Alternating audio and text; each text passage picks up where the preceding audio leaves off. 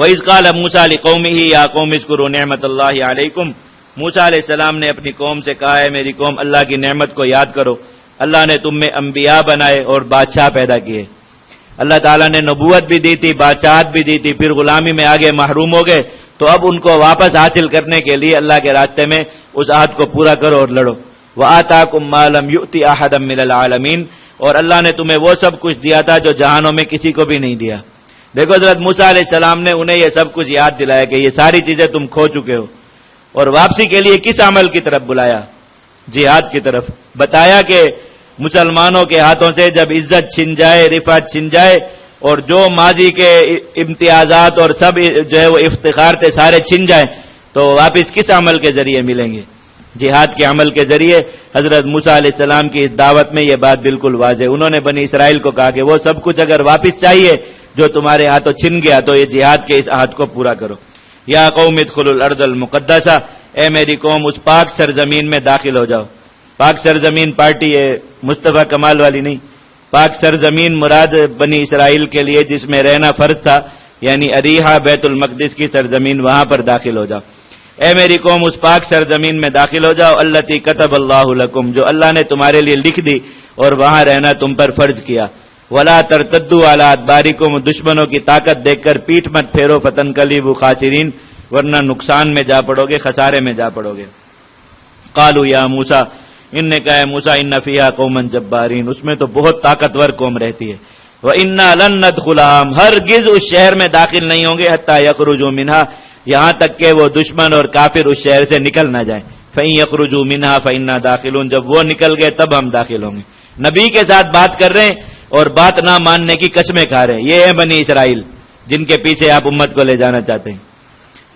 وَقَالَ رَجُلَانِ مِنَ الَّذِينَ يَخَافُونَ، جو ڈرنے والے تھے اللہ سے ان میں سے دو لوگ، جو 12 سرداروں میں سے 2 آدمی عہد پر قائم رہے، انہوں نے بھی باقی قوم کو سمجھایا۔ انعم اللہ علیہما، ان پر اللہ کا انعام تھا کہ وہ اس عہد پر پختہ رہے۔ انہوں نے کہا ادخلوا علیہم الباب، شہر کے دروازے سے داخل ہو جاؤ، فاذا دخلتموہ فانکم غالبون، جب تم داخل ہو جاؤ گے تو تم ہی غالب ہوگے۔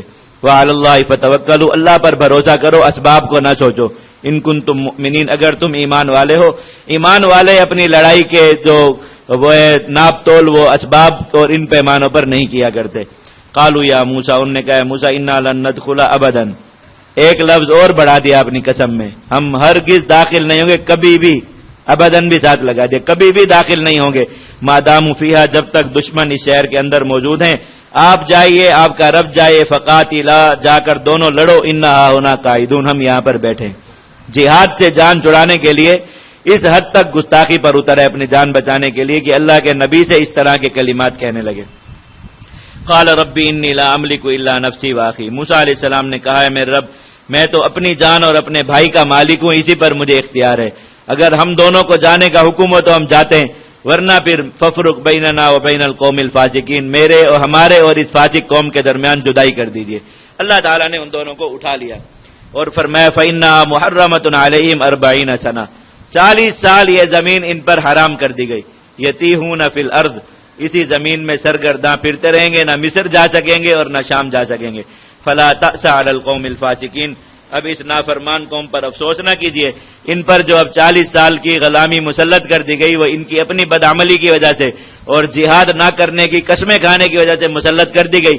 اب جب یہ جہاد کریں گے اللہ انہیں آزادی دے گا، اور پھر وہ واقعہ وہاں پر آپ کے سامنے گزر چکا۔ آیت نمبر 35، یا ایھا الذین آمنوا اتقوا اللہ وابتغوا الیہ الوسیلہ وجاہدوا فی سبیلہ لعلکم تفلحون، اے ایمان والو اللہ تعالیٰ سے ڈرو اور اللہ تعالیٰ کا قرب حاصل کرنے کی کوشش کریں، اللہ تعالیٰ کے قریب ہونے کا ذریعہ ڈھونڈو۔ الوسیلہ اس چیز کو کہا جاتا ہے جس کے ذریعے انسان کسی چیز کے قریب ہو سکے، جیسے سیڑھی ہوتی ہے اسے بھی وسیلہ کہا جاتا ہے کہ کسی جگہ بلند مقام پر چڑھنے کے لیے اس کے قریب ہونے کے لیے اسے استعمال کیا جاتا ہے۔ تو اللہ تعالیٰ نے ایمان والوں کو حکم فرمایا کہ کوئی بھی ایسا عمل اور طریقہ اختیار کرو جسے اپنی زندگی کا وظیفہ بناؤ اور اس کے ذریعے اللہ رب العزت تک پہنچنے کی کوشش کرو۔ اللہ تک پہنچنے کے راستے متعدد ہیں اور انسان جس راستے کو بھی اخلاص کے ساتھ شرعی حدود کے اندر رہ کر اور نبی کریم صلی اللہ علیہ وسلم کے طریقے کے مطابق اختیار کر لے، یہ 3 شرطیں ہیں، اخلاص سے اپنائے، شرعی حدود کے اندر اپنائے اور نبی کریم صلی اللہ علیہ وسلم کے طریقے کے مطابق اس پر چلے، وہ اللہ تعالیٰ تک پہنچتا ہے۔ لیکن بعض راستوں سے مختصر ہوتے ہیں اور یقینی ہوتے ہیں۔ اللہ رب العزت نے جو اپنے تک پہنچنے کا سب سے مختصر اور سب سے یقینی راستہ ہے وہ اس آیت میں بیان فرما دیا کہ اسے جو اختیار کر لے قسمت والا اس نے تو یقینی طور پر وسیلہ پا لیا، اور باقی لوگ پھر اپنی محنت کریں اس کے ذریعے وہ پہنچیں۔ وَكُلًّا وَعَدَ اللَّهُ الْحُسْنَىٰ، اللہ کا بھلائی کا وعدہ ہر ایک سے کہ جو بھی چلے گا پہنچ ہو جائے گا۔ میں وجاہدوا فی سبیلی، جلد پہنچنا ہو، یقینی پہنچنا ہو تو جہاد کرو اللہ کے راستے میں، لعلکم تفلحون، تاکہ کامیابی پالو۔ اللہ کے نبی صلی اللہ علیہ وسلم نے اسی آیت کی تفسیر میں فرمایا الجہاد مختصر طریق الجنہ، جنت تک پہنچنے کا مختصر ترین راستہ وہ جہاد ہے۔ جہاد میں نکل کر کافر کو قتل کر دیا، آنن فانن جنت واجب ہو گئی۔ اب یہ مسلمان کبھی بھی جہنم میں نہیں جا سکتا، پہلے بتا چکا۔